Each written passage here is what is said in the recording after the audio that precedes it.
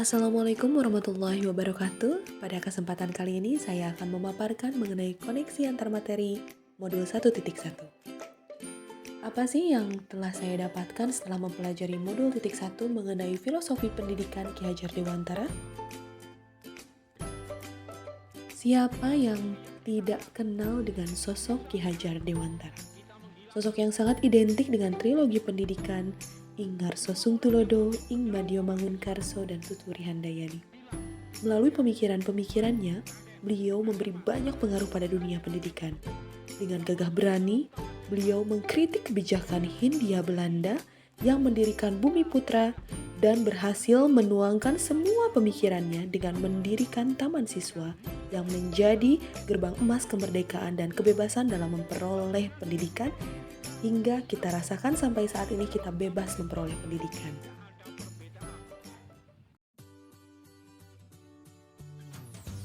Berikut merupakan filosofi pendidikan menurut Ki Hajar Dewantara yang telah saya rangkum. Yang pertama merupakan azas pendidikan. Ki Hajar Dewantara membedakan antara pendidikan dan pengajaran, di mana pengajaran itu merupakan proses memberi ilmu, sedangkan pendidikan memberi tuntunan terhadap semua kodrat yang dimiliki anak.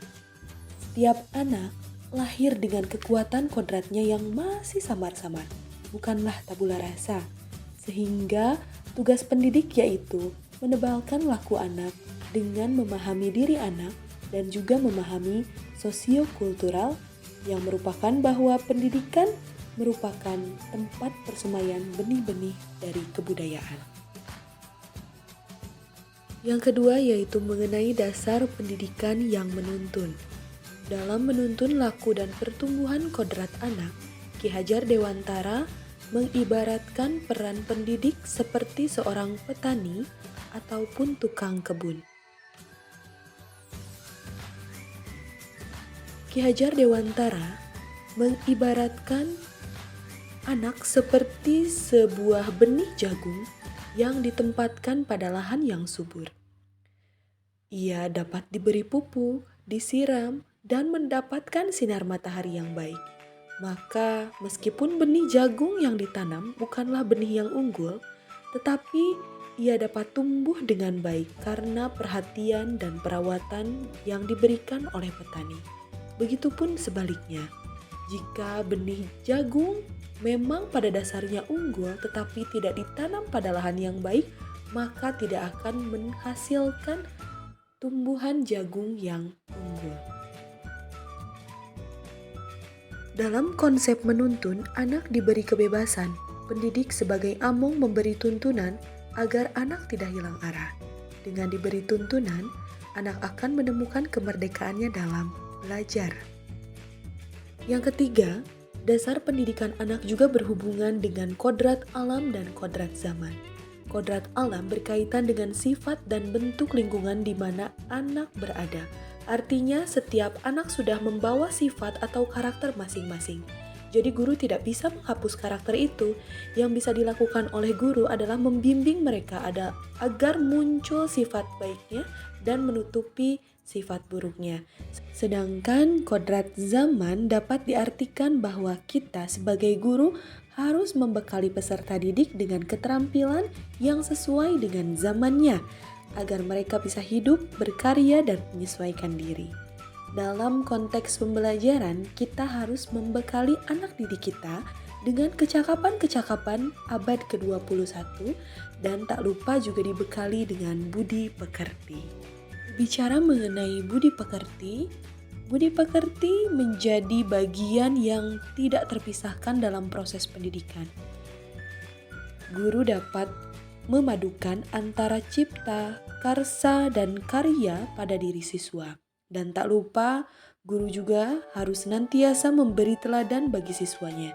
Di kelas, guru dapat mempraktikkan kodrat anak yang suka bermain. Lihatlah ketika mereka bermain. Pasti mereka gembira dan pembelajaran akan membuat kesan di hati serta pikiran-pikiran mereka.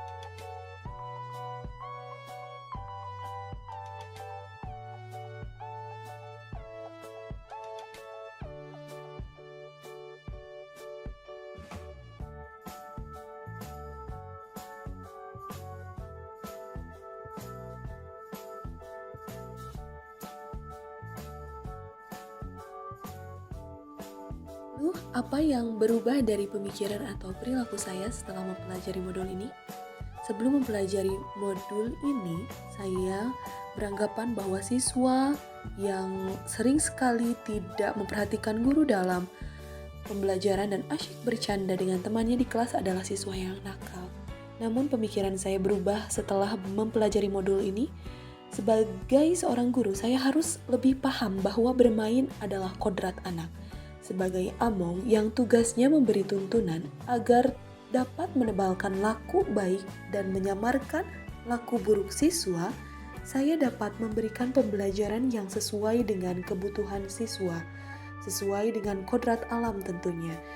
Saya juga dapat memberi pembelajaran dengan model inovatif dan menggunakan permainan sebagai metodenya, dengan tetap mempertimbangkan budi pekerti serta kecakapan yang sesuai dengan perkembangan zaman.